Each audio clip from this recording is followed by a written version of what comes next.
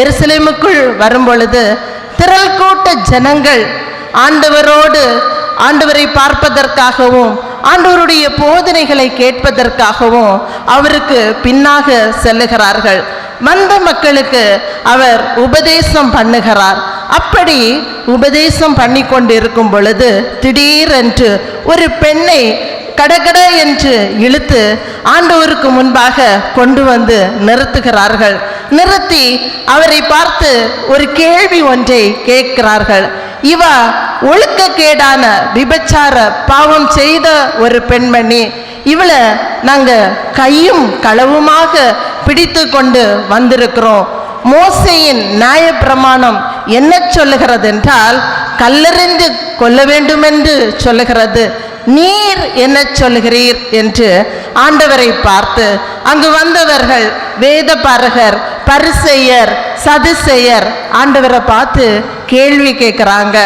ஆண்டவர் எந்த பதிலுமே சொல்லாம கீழே தரையில குனிந்து எழுதி கொண்டே இருக்கிறார். இதை பார்த்த அந்த வேதபாரகர், பரிசேயர் திரும்பவும் ஆண்டவர்கிட்ட கேட்குறாங்க, நீர் என்ன சொல்லுகிறீர் என்று கேட்ட பொழுது ஆண்டவர் அப்படியே நிமிர்ந்து அந்த மக்களை பார்த்து கேட்கிறார், உங்களில் பாவம் இல்லாதவன் முதலில் இவள் மேல் கல்லறிய கடவன் என்று ஆண்டவர் சொல்லி ஆண்டவர் திரும்பவும் கீழே குனிந்து எழுதுகிறார். ஆண்டவர் நிமிர்ந்து பார்க்கும் பொழுது சிறியோர் முதல் பெரியோர் வர அந்த இடத்தை விட்டு போய்விட்டார்கள். திரள் கூட்டமாக நின்று கொண்டு இருந்தாங்க.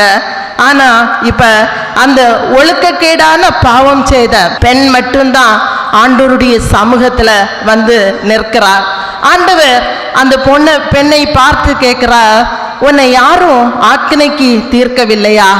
நானும் உன்னை ஆக்கினைக்கு தீர்க்கவில்லை, நீ போ, இனி நீ பாவம் செய்யாதே என்று ஆண்டவர் சொல்லிவிட்டு தான் ஆண்டவர் சொல்லுகிறார், நான் உலகத்திற்கு ஒளியாயிருக்கிறேன், என்னை பின்பற்றுகிறவர்கள் இருளில் நடவாமல் ஜீவ ஒளியை அடைந்திருப்பார்கள் என்று ஆண்டவர் குறிப்பிடுகிறார்.